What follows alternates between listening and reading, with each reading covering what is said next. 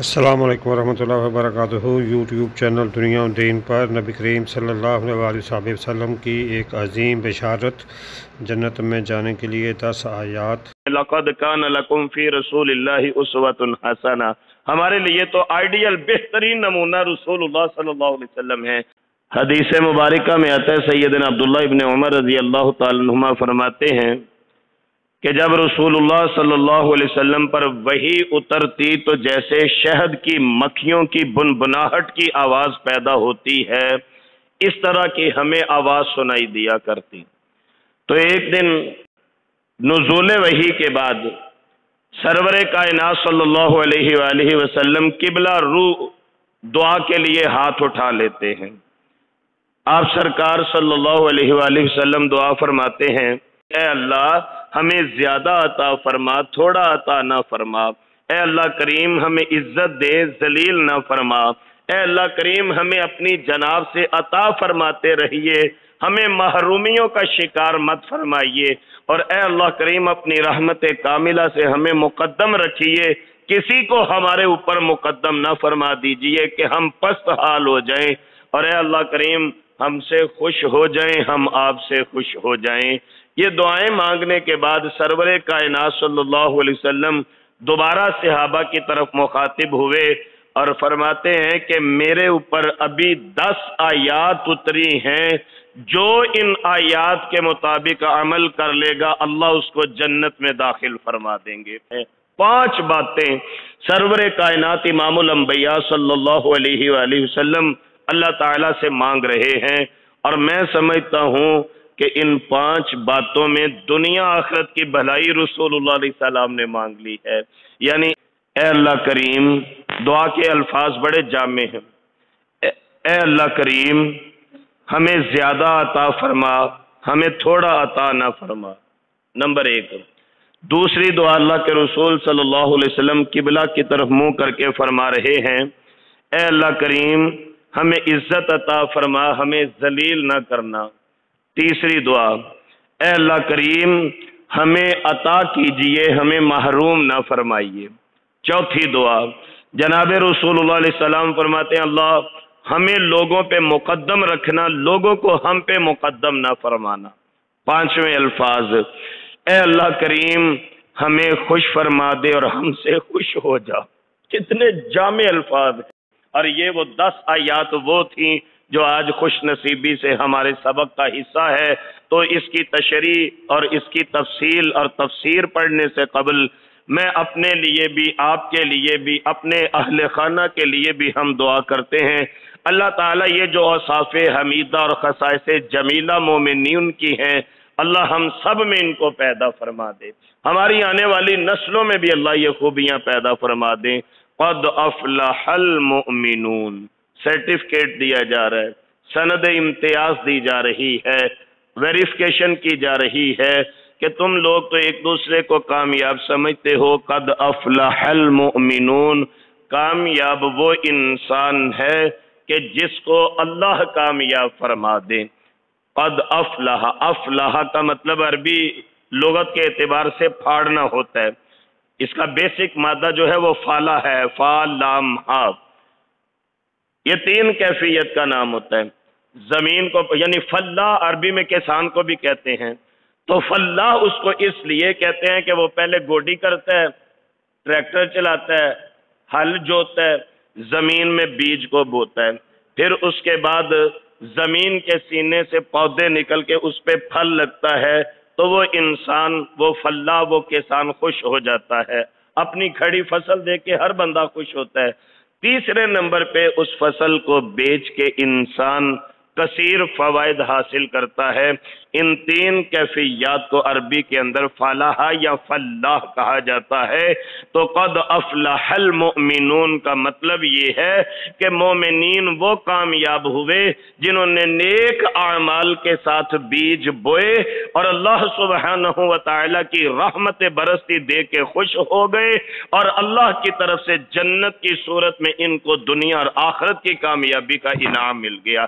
اس لیے افلاح کا لفظ یہاں پہ استعمال کیا گیا ہے۔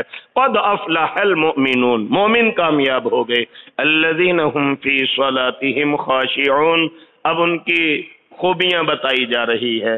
میری بھی ضرورت ہے، آپ کی بھی ضرورت ہے ہم کامیاب ہو جائیں. تو حقیقی کامیاب کون ہے؟ الذین هم فی صلاتهم خاشعون، جو اپنی نمازوں میں عاجزی اختیار کرتے ہیں، خشوع و خضوع اختیار کر. قرآن کریم نے یہ جو اصطلاح خشیت کی بیان فرمائی ہے، یہ دو چیزوں کا مجموعہ ہے.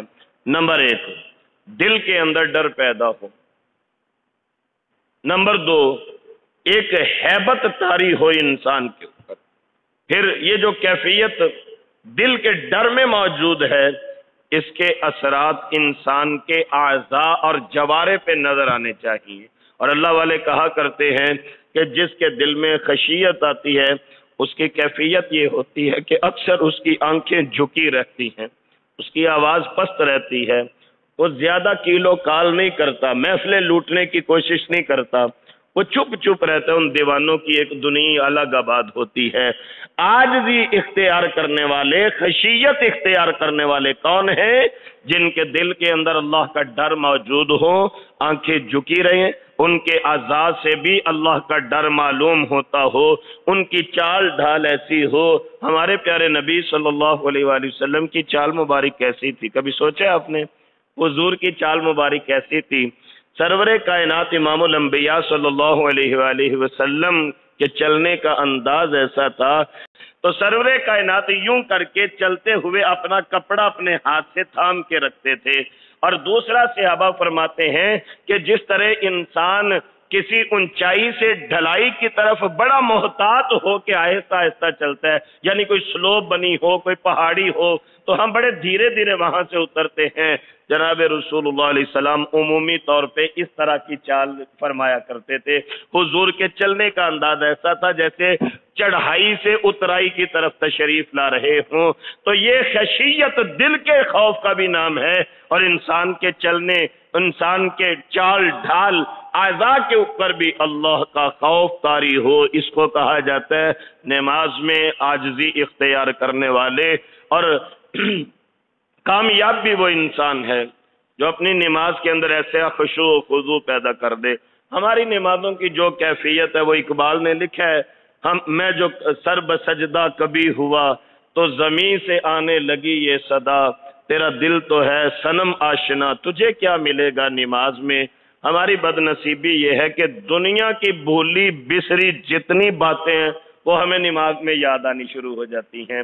ہماری نمازوں کی کیفیت وہ نہیں رہی جو رسول اللہ علیہ السلام کی کیفیت تھی. اما جان فرماتی ہیں حضور جب نماز پڑھا کرتے تھے تو سجدے میں اتنا روتے کہ جیسے ہنڈیا میں سے شوربہ ابلنے کی آواز آتی ہے، اس طرح رسول اللہ علیہ السلام کے سینہ مبارک سے آواز آتی تھی. بڑی معذرت کے ساتھ ایک اور بات عرض کر دوں، موسٹلی دیکھنے میں ہے ہمارے احباب، ہمارے لوگ نماز میں آ کے کھڑے ہوئے کوئی اپنے کپڑے چیک کر رہا ہے، کوئی یوں کر کے کھڑا اپنی داڑھی کھجا رہا ہے، کوئی اپنے خارج کر رہا ہے. مجبوری ہو تو الگ بات ہے، لیکن ایویں ادھر ادھر کے معاملات نماز کے اندر شامل کر لینے کہ بعض اوقات تو اس طرح لگتا ہے کہ کیفیت سے پتہ ہی نہیں لگتا کسی گزرنے والے کو کہ یہ بندہ نماز پڑھ بھی رہا ہے کہ نہیں پڑھ رہا. بعض اوقات لوگوں کو دیکھتے ہیں کہ اتحیات میں بیٹھے دونوں ہاتھ چھوڑ کے ہاتھوں کو چیک کرنا شروع کر دیا.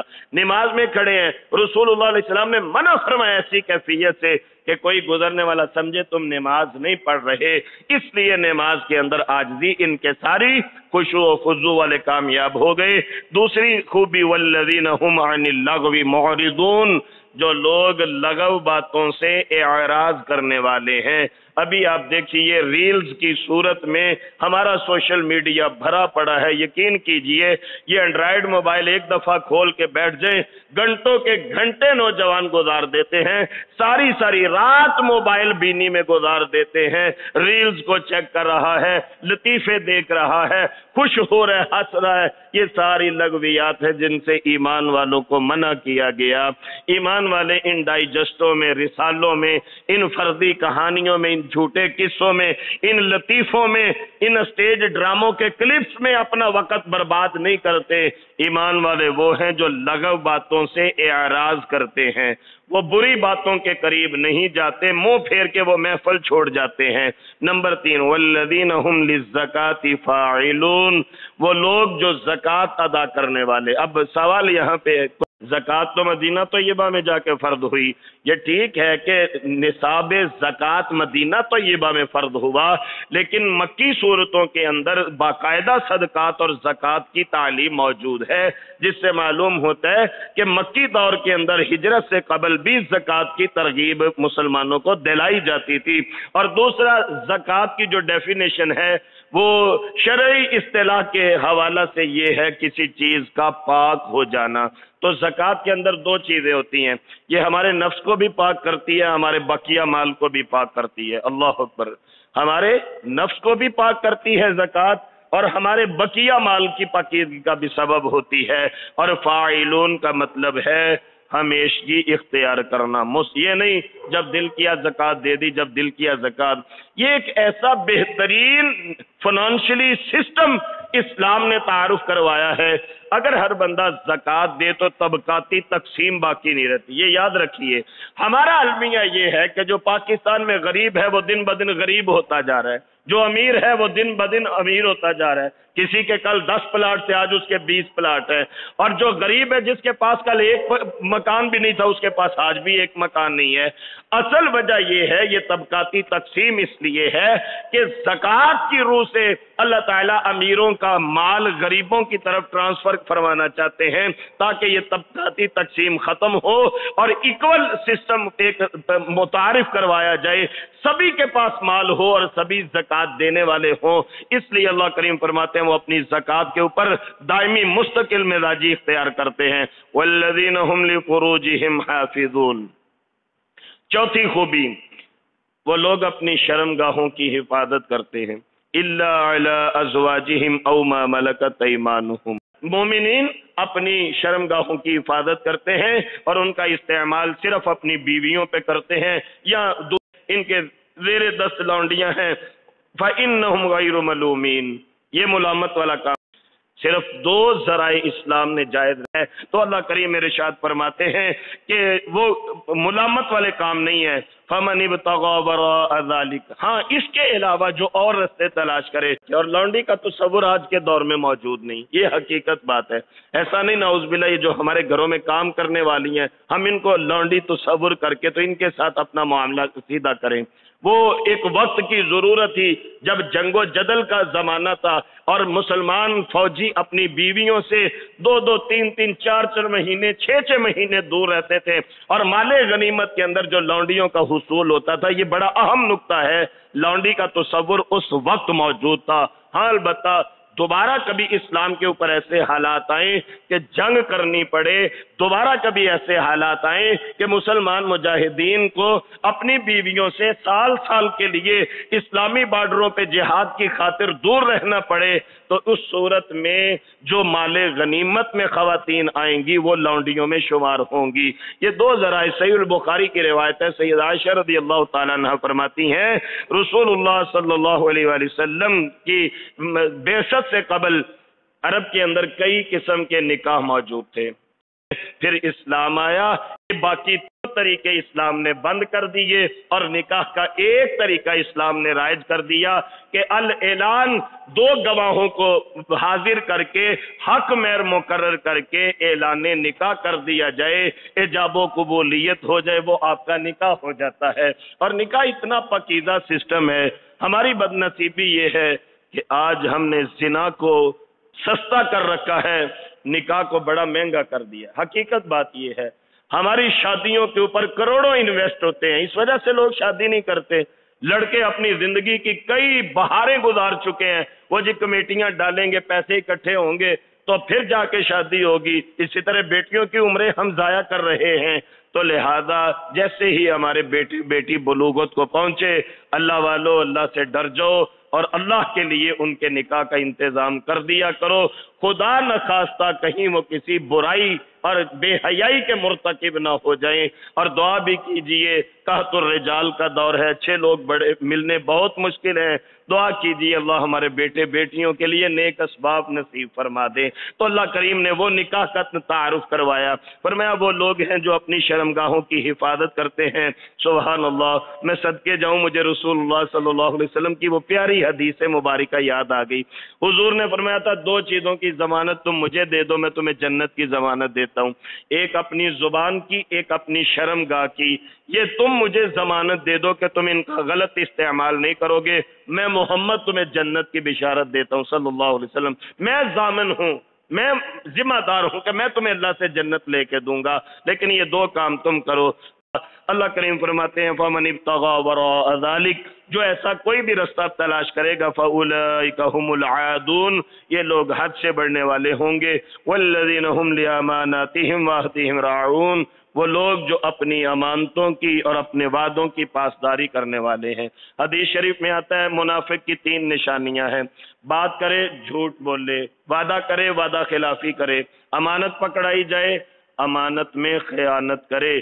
تین باتیں جس میں موجود ہوں وہ منافقت کے شعبے پہ ہے۔ اللہ ہم سب کو محفوظ فرما دیں۔ اور وعدے کے متعلق تو سرکار نے فرمایا جس کا وعدہ نہیں اس کا دین ہی کوئی نہیں۔ ہم ہنستے پنجابی میں اکثر کہہ دیتے ہیں وہ وعدہ ہی کہا جڑا پورا کرنا ہوئے، وہ وعدہ ہی کیا جو وفا ہو جائے۔ میرے بھائیوں، قرآن کریم میں اللہ کریم نے فرمایا ہے وعدے پورے کرو، وعدوں کے متعلق قیامت کو پوچھا جائے گا، وعدے اپنے پورے کرو۔ تو ایمان والوں کی ایک صفت یہ ہے وہ اپنی امانتوں کا لحاظ رکھتے ہیں، وعدوں کا لحاظ رکھتے ہیں۔ والذین هم علی صلواتہم یحافظون، اور وہ لوگ جو اپنی نمازوں کی حفاظت کرتے ہیں۔ نمازوں کی حفاظت کا مطلب یہ ہے کہ پانچوں نمازیں وقت مقررہ پہ پڑھی جائیں، خشوع و خضوع کے ساتھ پڑھی جائیں، باوضو پڑھی جائیں، با جماعت پڑھی جائیں۔ یہ ہے نمازوں کی حفاظت کرنا۔ ہمارا یہ جو طریقہ کار چل نکلا ہے، اللہ کریم سے دعا کیجئے کہ اللہ کریم بس ہمیں 5 وقت کا نمازی بنا دیں۔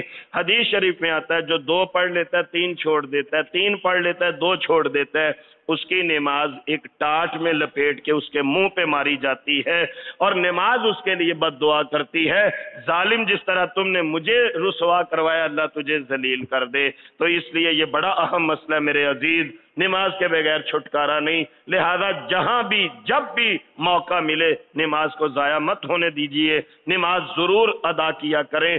نماز کا وقت آ جائے نماز کے لیے اللہ کے حضور پیش ہو جایا کریں۔ جو اپنی نمازوں کی حفاظت کرنے والے ہیں اولئک هم الوارثون، یہ اصل وارث ہیں۔ کس چیز کے وارث؟ الذین یرثون الفردوس، جو جنت الفردوس کے وارث ہیں۔ فردوس کیا ہے؟ فردوس کیا ہے؟ کہ جیسے ہمارے ناردرن ایریا جاتے ہیں نا جہاں لوگ سیر کرنے کے لیے جاتے ہیں، درختوں کے جھنڈ، اللہ کی رحمت برستی، ہریالی، ہر پاسے ہر طرف اللہ سبحانہ و تعالی کی قدرت کاملہ کے مشاہدات، اس کو کہا جاتا ہے فردوس۔ اور رسول اللہ علیہ السلام نے فرمایا تم جب بھی اللہ سے مانگو جنت الفردوس کا سوال کیا کرو، کیونکہ جنت الفردوس کے اوپر اللہ کے عرش کا سایہ پڑتا ہے۔ تو فردوس جنت کی ایک ایسی وادی کا، ایک ایسے ایریا کا نام ہے کہ جہاں درخت ہی درخت ہیں، نہریں ہیں، چشمے چلتے ہیں، پرندے چہچہاتے ہیں۔ اللہ کریم بس ہمیں وہ نصیب فرما دیں۔ فرمایا وہ جنت الفردوس کے وارث ہیں، سر سبز وادیوں کے، ہم فیہا خالدون، وہ اس میں ہمیشہ رہیں گے۔ 18ویں پارے کا آغاز سورۃ المؤمنون سے ہوتا ہے، جو قرآنی اعتبار سے 23ویں نمبر پہ موجود ہے، جبکہ نزولی اعتبار سے اس کا 74واں نمبر ہے۔ اس سے قبل مکہ مکرمہ میں 73 سورتیں رسول اللہ علیہ السلام پر نازل ہو چکی تھی۔ 6 رکوعات اور 118 آیات پہ مشتمل اس سورہ مبارکہ کے 1070 کلمات ہیں۔ سورۃ المؤمنون کے کلمات کو اگر حروف میں بدلنا چاہیں، اس سورہ مبارکہ میں 4538 حروف اللہ تعالی نے استعمال فرمائے ہیں۔ وجہ تسمیہ المؤمنون، چونکہ مومنین کی کچھ اچھی عادتوں کا اور اوصاف حمیدہ کا ذکر خیر اس کی ابتدائی آیات کا موضوع سخن بنایا گیا، لہذا اللہ تعالی نے اس سورہ مبارکہ کا نام ہی سورۃ المؤمنون رکھ دیا۔ اس دعا کے ساتھ آج کا سبق مکمل کرتے ہیں۔ اللہ تعالیٰ مجھے اور آپ کو اور ہمارے تمام سننے والوں کو، پڑھنے والوں کو ان تمام اوصاف حمیدہ کا حامل بنا دے جن خوبیوں کی بنا پہ اللہ کریم مومنین کو کامیاب اور جنت الفردوس کا وارث فرما رہے ہیں۔ قرآن کریم پڑھنے پڑھانے کی خیر و برکات ہم پر، ہمارے اہل خانہ، کاروبار اور دیگر معاملات پر وارد فرما دے۔ ہمیں شر شیطان، شر انسان، بالخصوص اپنے نفس کی شرارتوں سے بچنے کی توفیق نصیب فرما دیں۔ دعا کیجئے کہ اللہ کریم ہمیں چلتے پھرتے قرآنی آیات کی عملی تفسیر بننے کی توفیق نصیب فرما دیں۔ قرآن کریم کی برکتوں سے ہمیں اپنے گھروں کا سکون نصیب فرما دیں، کاروباری مشکلات کو دور فرما دیں، اور دعا کیجئے کہ اللہ سبحانہ و تعالی ہمارے لیے رزق حلال کے دروازے کھول دیں، بیماروں کو شفاء کاملہ عاجلہ نافعہ نصیب ہو، ہمارے دنیا سے جانے والوں کی بخشش مغفرت اللہ فرما دیں، اور ہم سب کو ایسا بنا دیں کہ ہم اپنے اللہ جی کو پسند آ جائیں۔ مدینہ منورہ سے دینی سوالات کے فری جوابات کے گروپس مسائل دین المدینہ، جن میں سے 28 نمبر محترم محمد سلیمان شاکر صاحب کا ہے، اور ان کا فہم قرآن کلاس کا گروپ بھی ہے۔ یہ ویڈیو بھی اسی سبق سے ماخوذ ہے، جسے یوٹیوب چینل دنیا و دین پر پیش کیا جا رہا ہے تاکہ زیادہ سے زیادہ لوگ مستفید ہو سکیں۔